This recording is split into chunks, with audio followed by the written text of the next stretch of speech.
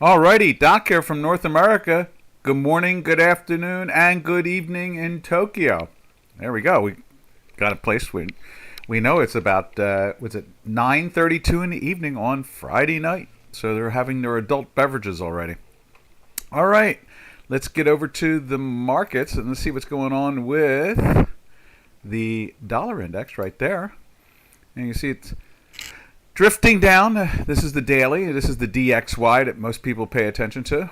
We also follow over here the what is it? The CME dollar index, which has I think one or two more currencies in it. I think, like I said yesterday or the day before, I was talking about it, where it has the Australian dollar also in it.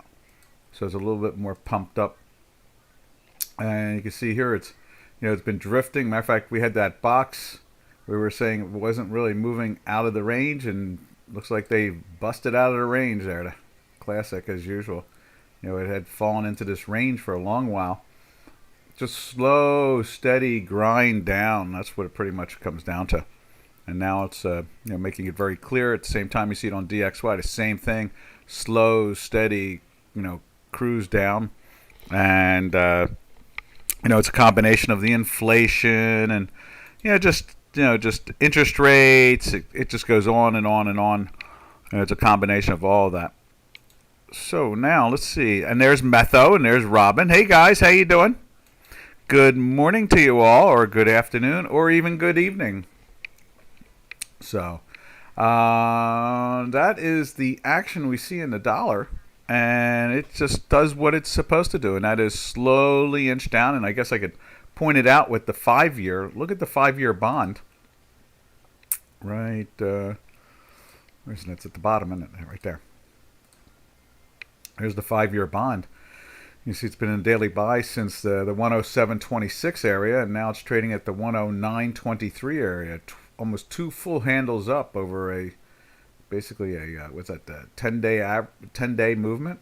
So as this rises, interest rates are going down. So this rises, interest rates are going down, and when it's going down in price, interest rates are rising. It does the reverse of it, and that's the action you see there. Let's see if we get a bond up on here. I know we get the Bund up once in a while. Let's take a look at the Bund for the fun too. Where is it at? We have the Bund. There it is, right there. The German Republic Bund, and you can see there, it's doing that same action, marching up. Getting going, coming down off these highs, but obviously it did not take out, as we contract that, and then we go over to here, you see it has not taken out, ours has taken out those highs. So our interest rates are dropping pretty fast over here. This is a 5-year note. And then we could extend out just a little bit. This is a flavor of the price of currency pairs. And this gives us this is one of the old fundamentals that is somewhat paid attention to at times. It's interest rates internationally sometimes don't seem to have any real logic to them anymore. But you can see here it's doing the same thing. This is the 10-year, and it's also taking out price-wise the highs and going into one of the lows of for a while now in that area, within the 10-year bond itself. We basically we value our mortgage payments off of the 10-year normally on a longer term. It used to be 30, but they seem to be following the 10 now. And you can see here I guess this is at 115, and the highs here are basically 121. So it's really marching its way up, and it's come from 109 right there. So, but this is one of the fundamentals that kind of is not paid attention to anymore, because of the crazy minus interest rate factor that's going on off and on throughout the last almost 2 decades now, since 2008, because of quantitative easing. All right, let's drift over to the euro now. Oh, there! Look at that! Oh, what a nice little heart. Thank you, Metho. And what's that? A laugh. I like that laugh, Robin. That's good. That's good. Oh, I saw where you said that the ad made it in, but the article didn't make it in. It's okay. Seems okay to me. I don't know. From there, let's jump over to the euro and see what the euro is up to this morning. And there it is right there. There's the euro trading at the 108.03, holding up pretty well. You know, it's been bouncing up. We are at the top end of its range. You can see that right there. A Swiss bank card. I know. I thought that same exact thing. I did. I thought that. I thought, wow, that's like a Swiss bank card. That's so cool. I'm easily amused. So I mean, believe me, I look at that and I like, yeah, I like that. Let's go for a sip of tea.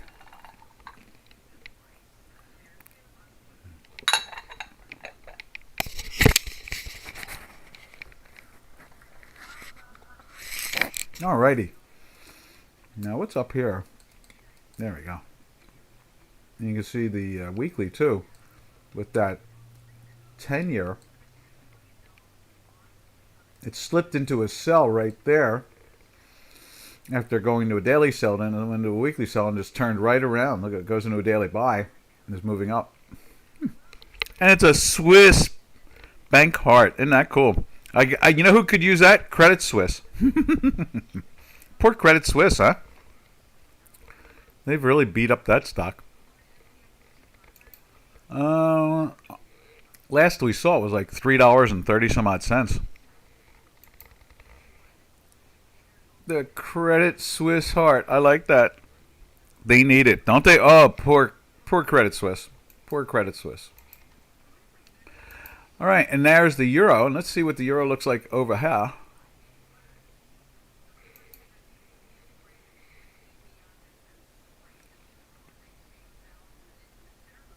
There it is. Oh.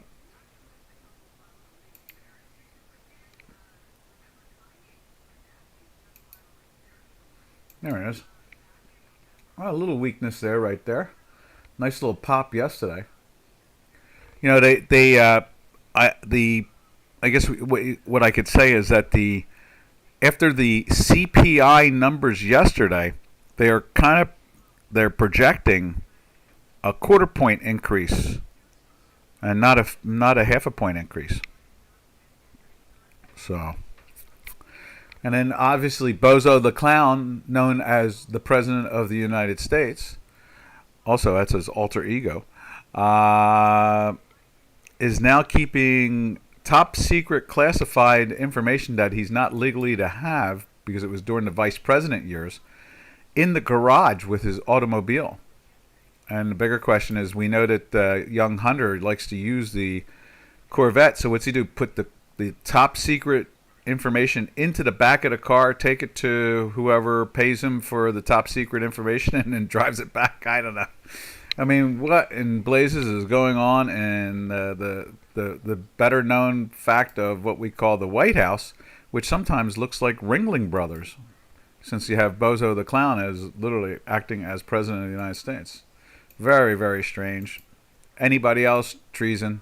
They'd probably want to put him up against the wall and shoot him, but since he's a Democrat, give him a higher paying job. That's the answer to that whole thing. Crazy, crazy. So you would think that the dollar would leak even more when you have the President of the United States selling confidential information to other nations around the world for money.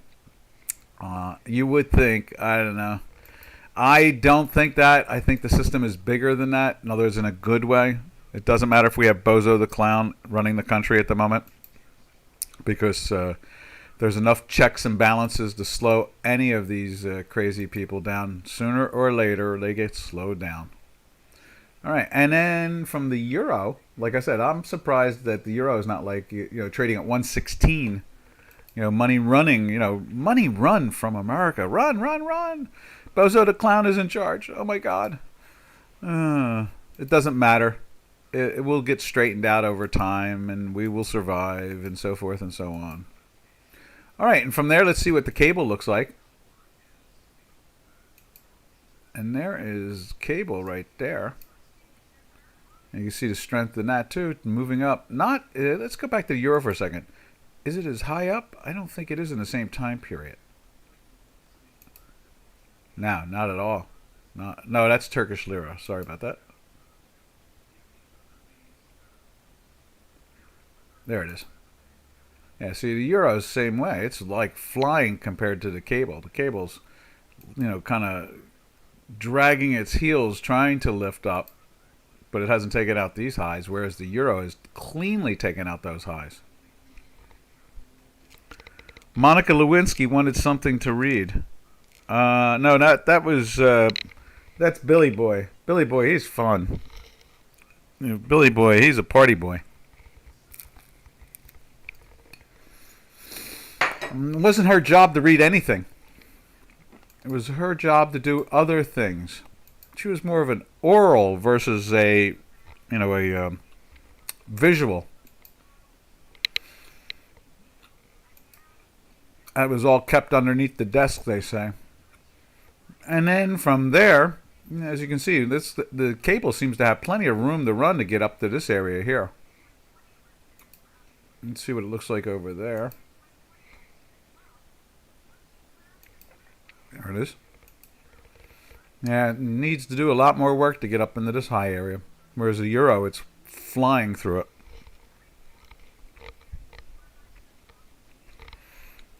Oh, the documents on the back seats of the Biden's Corvette. He's more into his family. Biden and the stories and the niece and the granddaughter. Mr. Biden and his family have some very close relationships with each other. Very strange stories. Especially at the end of the day, that I guess they kind of go Japanese, right? They get into a tub all together or something like that. They do that in the showers instead. They all get into a shower, the nieces and the granddaughters and Joe. I guess he's teaching them hygiene or something like that. I don't think he moves in that backseat action. He's more of a family guy.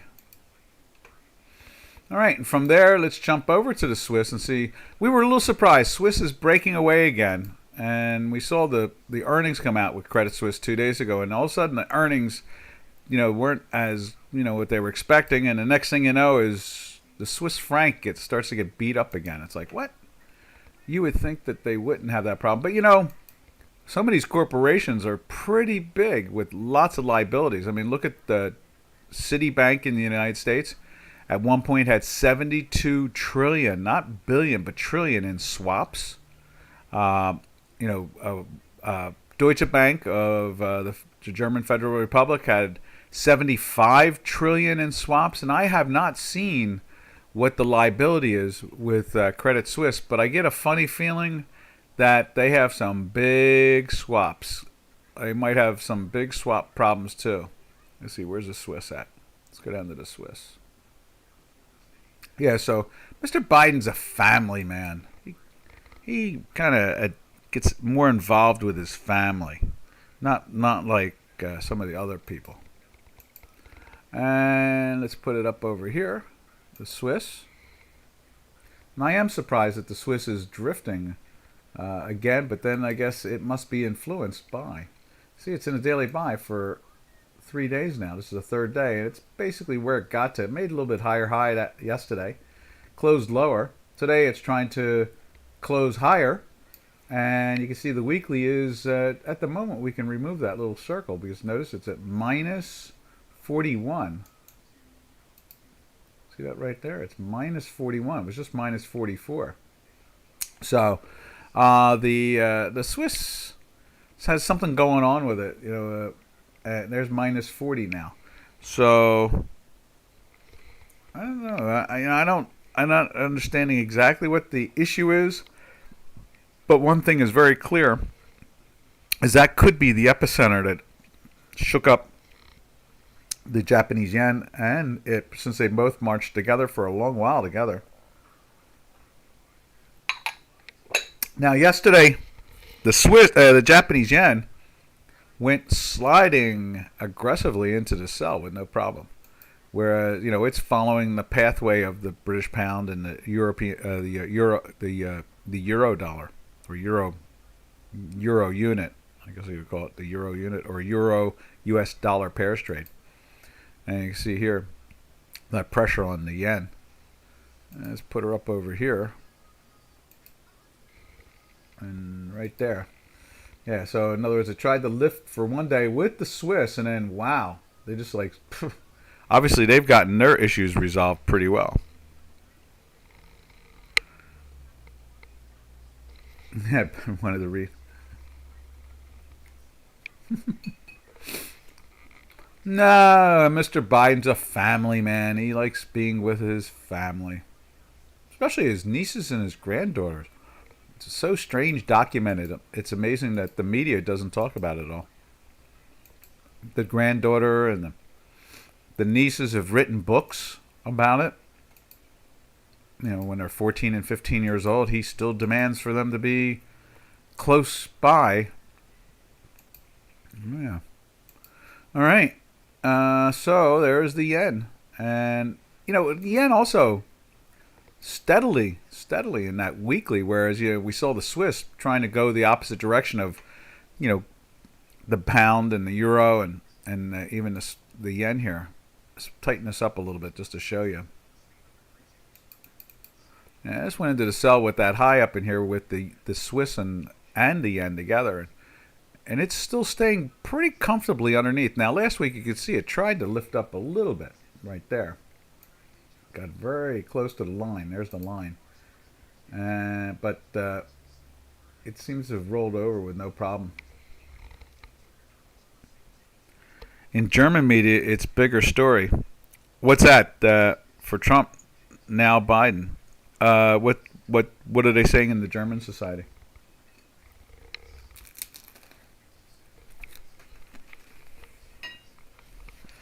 As I actually take a bite out of a muffin, I want to hear this. What are they saying? Because the U.S. media is not going to tell us anything about it. Matter of fact, I don't think they're really talking about the documents now anyway.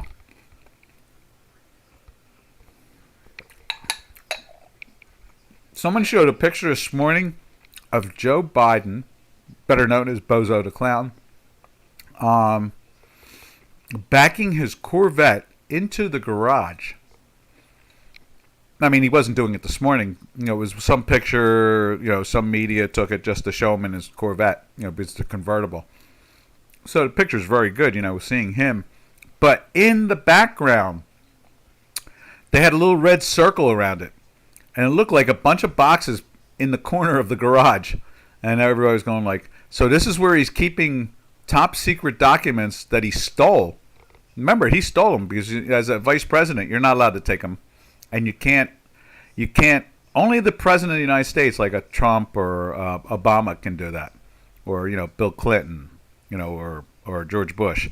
But, a vice president is not allowed to take those documents whatsoever.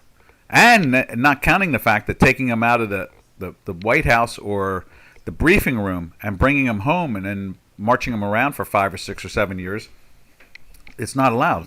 It's illegal. Whereas, Trump, he's allowed to have those documents. They've been negotiating with him about those documents for 2.5 years because he wants to put them in his library, and he declassified them, so they're not classified anymore. So there's not really it's not really any comparison. The vice president is not allowed, and the Constitution says it very clearly. So I don't know. Maybe because he was wearing a clown outfit at the time, maybe they thought that it was Obama. Maybe that's what it was. They thought that when Joe Biden carried him out of the White House, they really thought because he was in a clown outfit at the time, they probably thought it was Obama. You could never tell with the way Obama functioned too.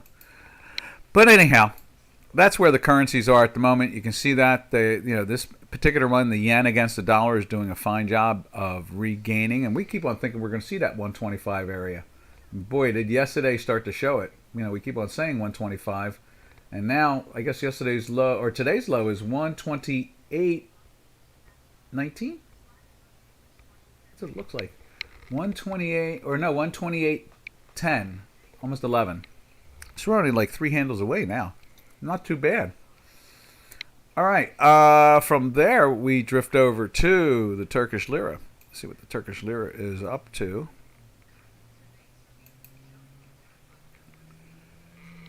Mega Millions, $1.3 billion.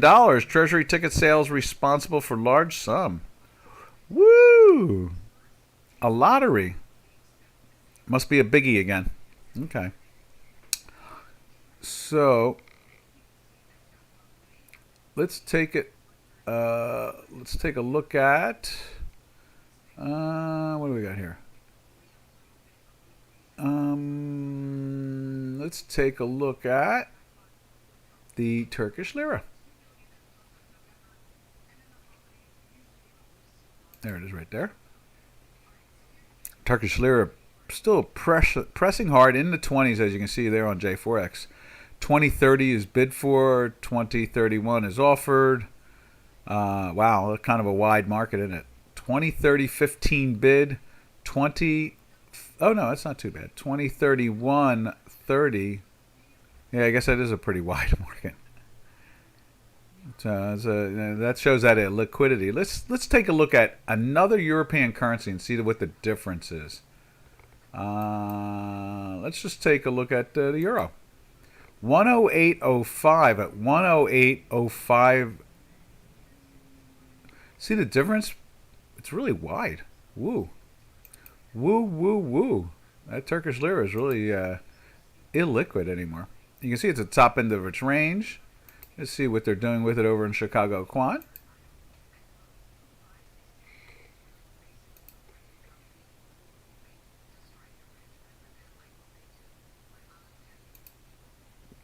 There it is right there.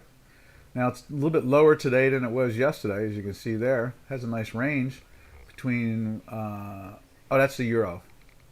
Oh, that's the euro Turkish lira, okay. Yeah, so the high today is 20.41 and the low is 20.29.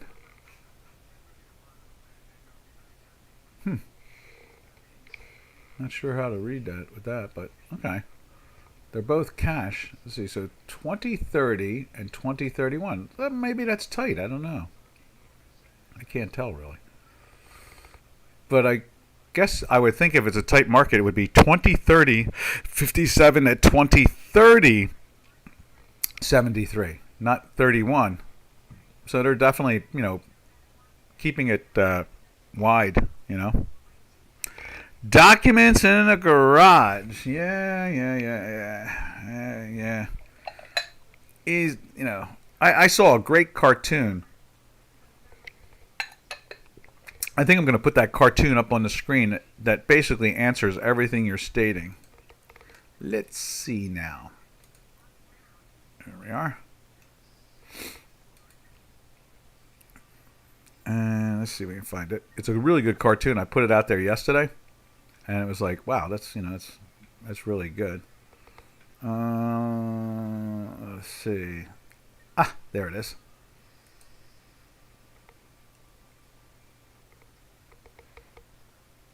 I found the cartoon. I'm going to get it over on the screen there. There it is. Let's see, where's that? Right there, like that. There's the screen. See, this says top secret. Has former President Donald Trump, and he has an R on his chest there. Then it says completely different situations, and it has a press guy from the media right there, and then it has Mr. Biden wearing a D there, and then the press guy is saying completely different situation, and he's pointing at the D. See, he says. See, Joe's it's completely different situation. Joe's a Democrat, so there's no reason to really talk about this stuff. And that's pretty much the fact about it all. That's exactly what it comes down to. Ooh, Tay. So from there, now what do you think of that, Metho? Is that a goodie or what? Now let's go to the two currencies that we usually watch for the commodity relationship, and that is the Canadian. Let's go find the Canadian dollar. We're going to throw the Canadian dollar up on the screen here, right there. And it's been moving down. It's a little bit higher today, but the trend has been down. So we assume as we go over to the energy market over here that we will see that it has been rising. Crude oil has been climbing up in value. If we can find it. Where's that? Right there. There's light crude. You see it's been climbing up as the Canadian has been moving down, gaining against the dollar. When it goes down, it's gaining against the dollar there. Now, what else we got to say about that? Let's go over to, and we could always reverse that out. You know, we could put Canadian in here. There's the CAD. It's been going down. And then obviously we go over and take a look at Mr. and Mrs. Oil. And all the little oil drums overseas. And there it is right there. Crude climbing up, up, up, and away. Exacto. And it's even high again today. Now today's high is what? 79.30. Now that's trading at 78.60 basically. 78.59 right now. 58s were just bid. 58's bid. 9's offered. And basically we're going to call that 78.60. So now let's take a look at the back month of 3 months, 78.60, and that's 55% premium over. Interesting, and both are going to climb into weekly buys, as you can see right there. So that's a good old sign, you know. I mean, you know, in the sense of if you long it, that's great. If you're short it, it's ouch. Now what we'll do is we'll go over to the South African Rand. And so what we normally do is we go look at gold. So there's gold. And you can see gold is flirting with that $1,900 area. Only what is that? About 15% off of all-time highs now. Wow, they're really kicking it up, aren't they? And then let's put up over here the South African Rand.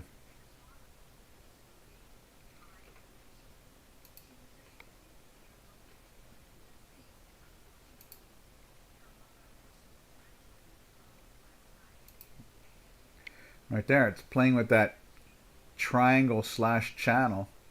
It's bounced off of it. Now the Rand is bouncing up. And how does gold look over here? As you can see on J4X, it's climbing, climbing, climbing as it's been sliding, sliding, sliding. But we've been having this problem with the politics there and the $500,000 in cash. So we're waiting for that to finally resolve itself. Because you would think with the way gold has gone, South African Rand should be way much lower. Say 15.10, something like that maybe?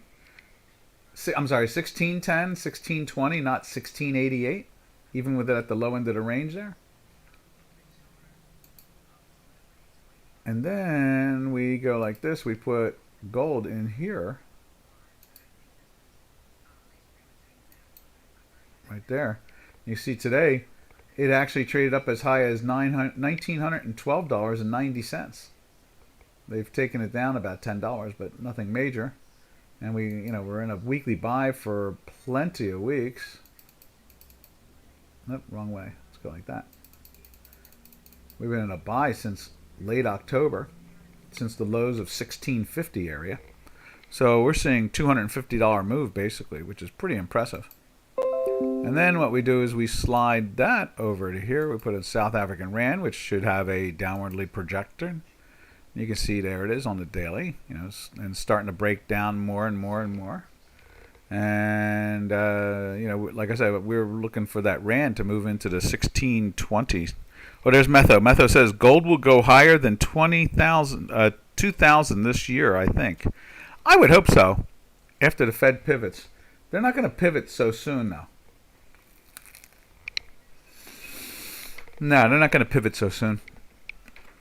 What they'll do is If they give us a quarter interest rate increase in the first day of February, I guess it is, when they have their meeting, that'll be interesting. Or is it February 2nd on April Fool's Day? No, not April Fool's. That's not April Fool's. Groundhog Day. They're not going to pause. I think they're going to raise a couple more quarter points. If they go half again and then quarter, I think the market will be a little upset about a half increase. I think the market has a whole different opinion on what's going on compared to the rest of the marketplace. Yeah, the investors are definitely looking a different way than the way the Fed is functioning. So there's the South African Rand. And then we might as well just dance our way over to... Oh, it says... Grenlock says Fed will not go to half. I know, I saw him yesterday. We were having lunch. No, I'm only joking. I did see him yesterday, though. He was being interviewed by... who was interviewing him? I think it was Stuart Varney might have been interviewing him. He's all right. You know, he's got the same tune. He seems to be a smarter investor than most. You know, I've always been a fan of him, and or say I've always thought that they were kind of sharp between him and was it the Bass brothers and so forth. They were a little bit more grounded. He's been warning everybody about China for a long, long time about getting money back out of it. Matter of fact, he talked about that yesterday. About, you invest in China, you don't know if you're going to be able to get your money out of it. I don't know. There's a feeling out there that the Fed might go as high as 5.1. But the bonds are not really reflecting it. The yields, we can show you that right here. The yields in the States here are in the 4s at best. Let's see, where's that? Get rid of that. Go there. Go there. And here it comes.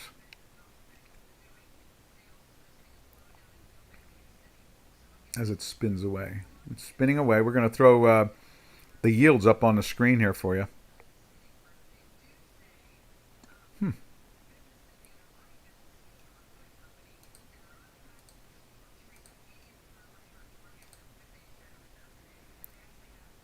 It should spit out. What's up with this thing? Anyway, when it shoots up, I'm going to throw it up. Oh, here it is. Okay, there we go. And here it is up on the screen.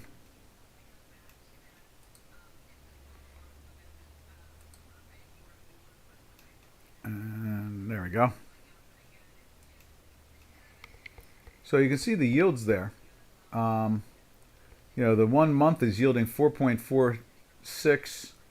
The 3 month is 4.46. The 4 month, 4.7, almost 4.8. The 1 year is yielding almost 4.7, just a little underneath it. So the 5 year is yielding 3.5, like 3.58, something like that. So, the money, they're basically saying that they don't see 5% either. That's why he's saying that. I'm not sure about that yet. We'll see. If they do a 0.5 percentage point in February and then go to quarter, that puts them to 5%. Matter of fact, I think that puts them to 5.25. So it's going to be, that's where February, many a time you look on weekly charts over the decades and you find that the markets have this hump, like a little rally in February and then fail. They start off in January rallying up, they rally all the way up into February, and then they roll over. That could be the classic of that, There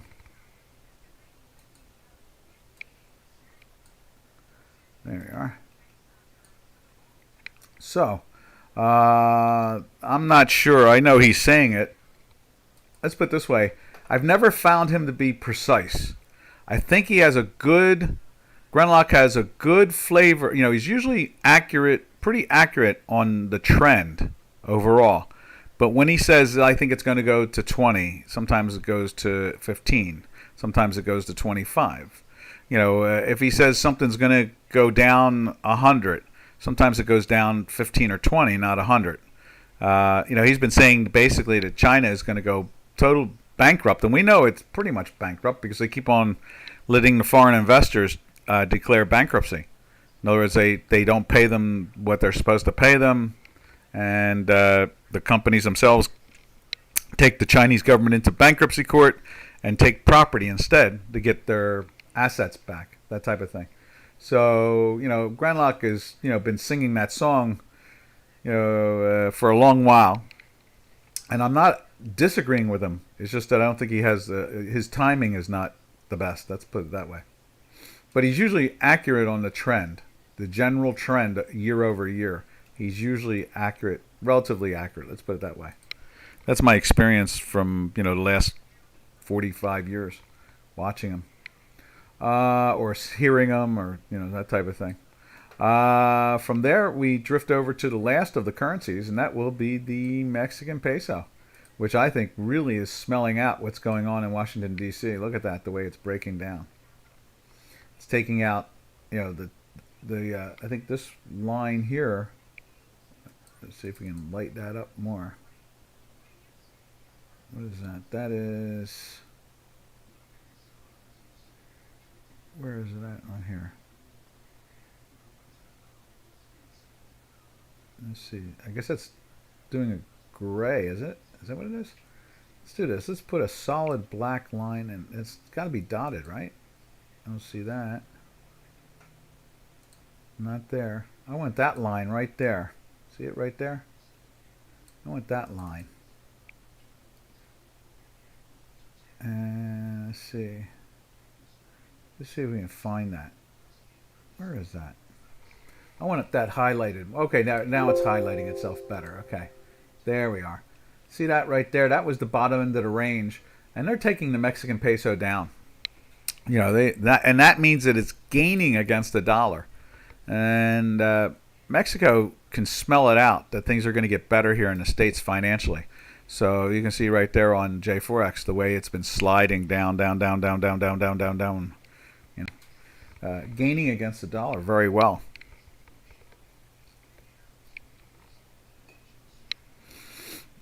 All right, from the Mexican peso, that pretty much ends the currency adventure we do. And we look at gold and silver and the energies like, crude oil, natural gas, so forth and so on.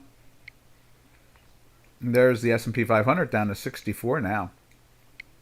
Slowly drifting down. I can move that green line over because it's still not there. Went into the sell up in here. And now it's smashing its way down.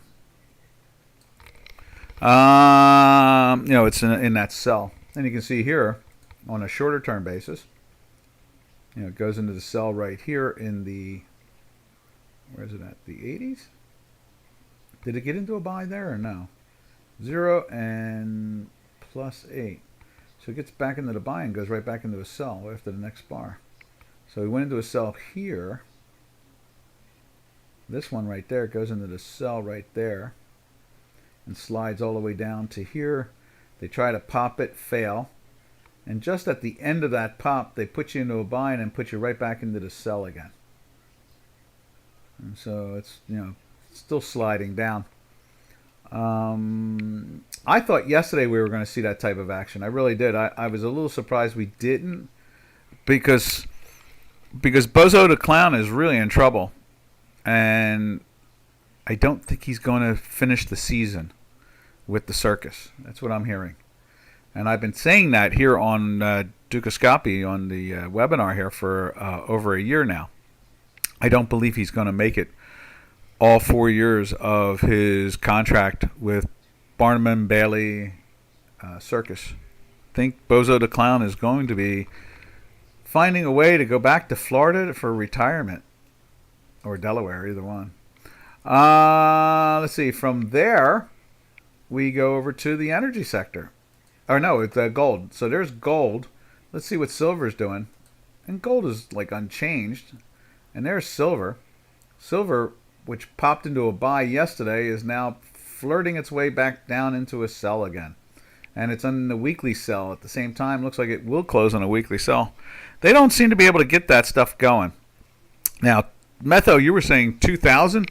I'd love to see 2,000.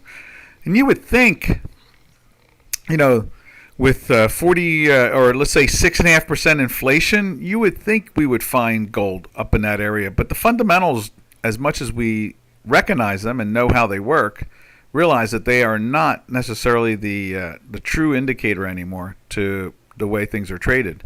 Instead, it's like ibida and dibida. In other words, it all comes down to cash flow and what the central bank wants something to do, and and the trend of the central banks. It's not really governed by interest rates and inflation and GDP. It's less. Unfortunately, need more silver. Yeah, I hear you. I mean, they're giving you a chance to accumulate it. That's for sure.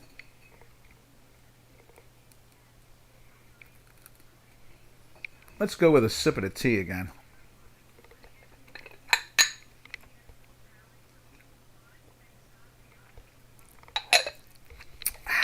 That's good. Nothing better than herbal tea. All right. So from there, we go over and take a look at copper. And boy, is copper exploding. Look at that. I mean, it's a little weak today, but nothing major. Look at that nice move it's had. It's going to climb back into the weekly buy. This is all money betting on China. And I guess that's about the safest way to trade China is trade copper, because at least you can do calls and puts on it. Ooh, I didn't mean to say those dirty words. Sorry about that. Didn't mean to do that. And then let's see how platinum is going out today. Platinum has been a little weak during the week as we look at it. And there it is there. It's the third day in a sell. But the weekly is holding up. So I'm not too concerned. But boy, that spike there and 3 days down has been a good pressure. They put a lot of pressure on that. They just had Dick Beauvais on. He's been sharp too for years. So that is the action we see there. What is that? There we go. So there is the metals complex. And from gold is manipulated, but not the whole time. Gold, yes. I think that's the best way to describe it. It is manipulated.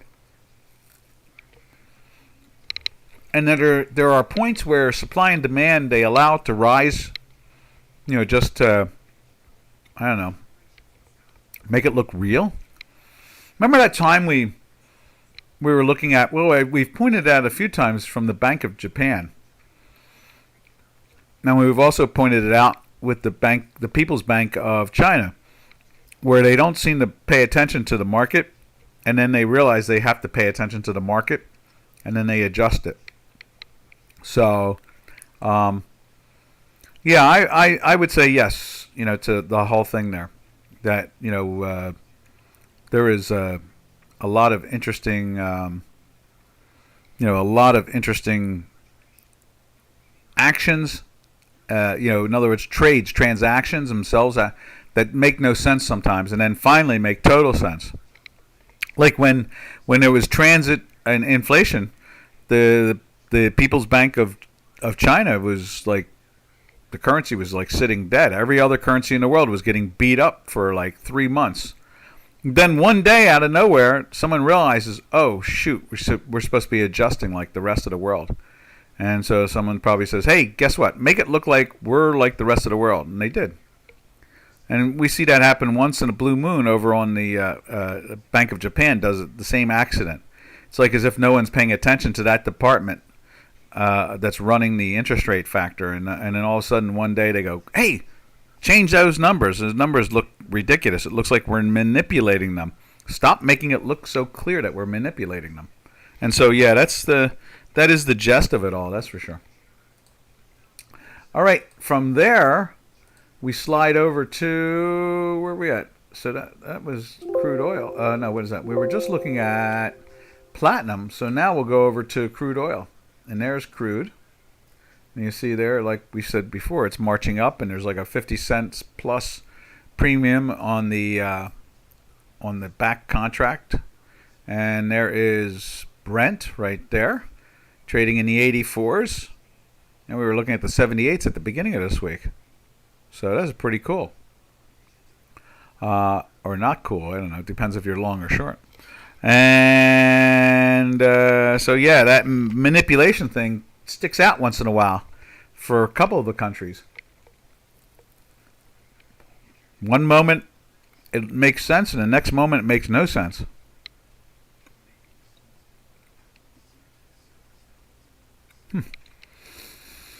All right. There is crude, and then we saw the back month. That's trading at 62, so the back month is probably trading at 14 or 15 or 17, something like that. No, it's 23 now. So it's almost 60 cents now. It's picked up another nickel. Then we slide over to natural gas. Natural gas, they tried to give it a little pop there yesterday. No good. Couldn't get it go. It's been in the weekly sell on this one. Excuse me. I had to sneeze there. Excuse me for a second again. And so natural gas is, is down almost 50%. Now, I was saying to Robin, he was talking to one trader, it's been long it for a while, and they keep on buying it, averaging in, and so forth. And I was like, well, just remember, I said this on the webinar a couple days ago, just remember that the natural gas went from $1.30 to almost $10. So right now, with it trading at $3.28, it is 200% up from its lows. So that's not too bad. Problem is that it was 1,000% up from its lows at one point. And so it's given back 800%. So that's a tough market when you really think about that, That's like, wow. That's enormously damaging. No other way of describing that.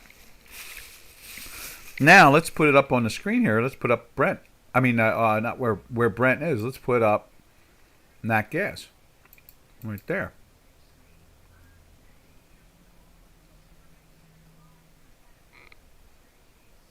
Right there.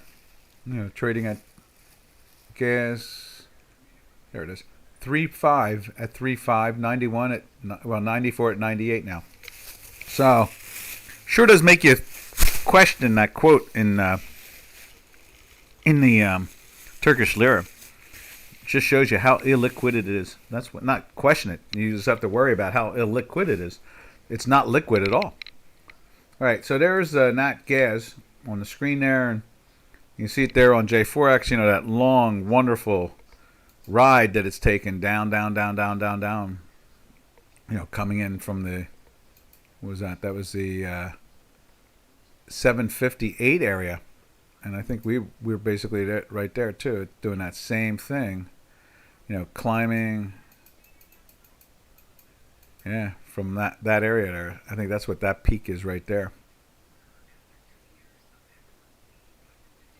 All right, now we go over and we look at the only thing we can measure European natural gas, and that is we go to the Spanish energy company and take a look at how their stock is quoted. I believe that is right there. And it's still hanging in the 26s. We're a little disappointed. It was no more than 2 weeks ago. It was down in the 24s. We thought, give the Europeans some breathing space. But no, not really. It's still putting lots of pressure on them.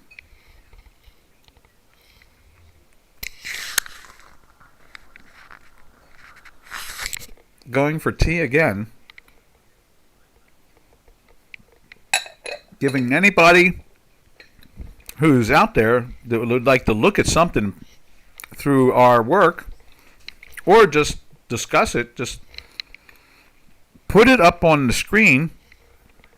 You don't have to ask any question, just put the symbol up, and then we'll tell you what we think about it. And we'll talk about what we know about it, and if we don't know something about it, we'll tell you that we don't know anything about it. So that's where we're at.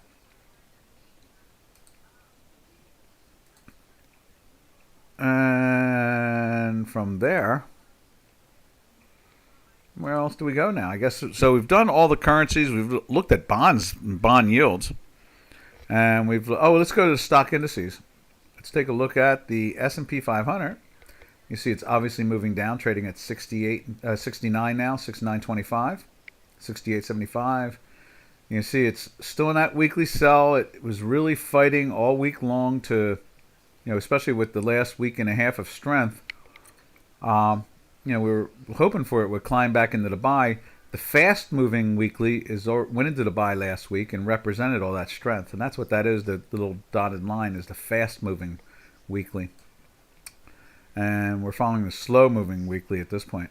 And obviously, when it jumps across it, you know that there's some strength. Just like when it breaks underneath it, there is weakness on the weekly trend.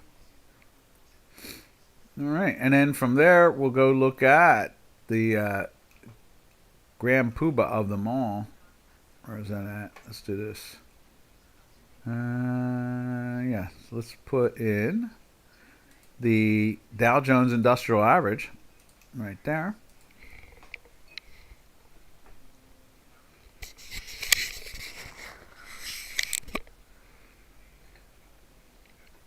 Right there is the VIX index. Remember, we went on that tear.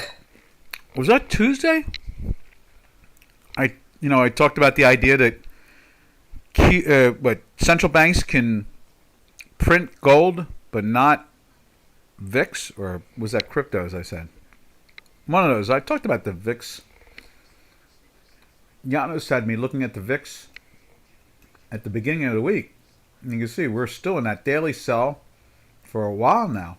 Matter of fact, there's not even a green dot anywhere. Look at that. Just the last green dot was back in here when it was in the pluses. And we've been in that weekly sell, for a while. Way up in here in the 30s. I seen analysts come out. The day that Janos asked, that afternoon there were people coming out saying stuff about that. They were saying, not about me, they were saying something about, let's look for a bottom because it's undervalued. And I'm thinking to myself, I don't see it. Federal Reserve can control the VIX. It has no problem controlling the VIX. And you can see it right there. We're at, what is that? Is that like 6-month lows? Let's see what we do here. Let's put it up on J4X. Let's see, where's VIX at? I think it's VOL. I remember that much. Right there. And what is that? Let's see if we can go into a weekly. Or a monthly even. Let's try weekly to start off with. But we're pounding some real lows in here. I mean, that goes back to 20 there, yeah. Let's see what happens when we put a monthly in there. See if they go back even further. Let's see, monthly right there. But as far as I can tell, I don't remember the last time I've seen it in that area. Let's see what I have. Yeah, there you go. Back in August, is that this year? Yeah, August, they made a low of 18, is that 18? No, 19.12. Okay, so that's August. Okay, there is December of last year. It traded in the 16s. Right there. So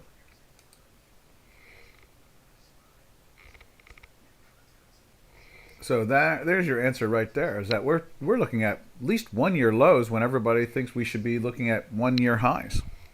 I don't see it. It's like gold. They're only going to let gold drift so far up. And same thing with, volatility. They're only going to let it drift up into the 30s, and they'll roll it right over again.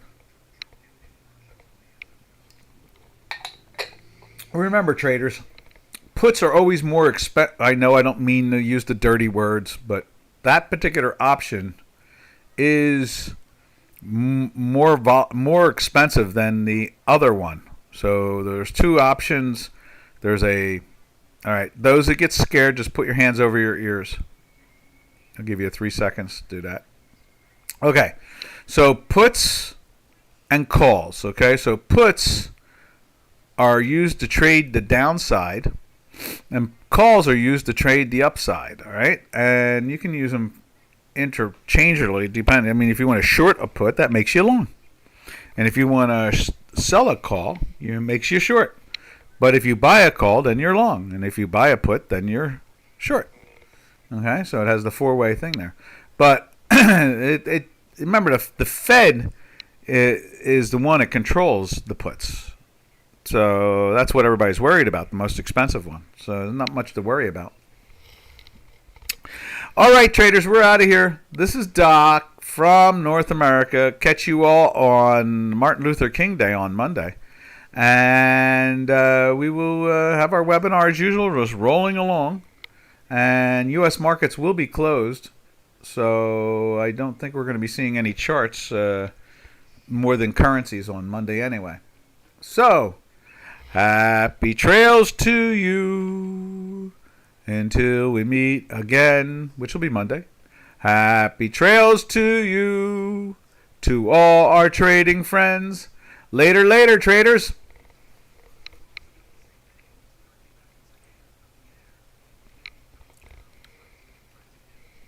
Well, you could have put a little heart in the middle of that hand. Bye-bye. I hear Robin. There we are. Yo, Robin, what's happening?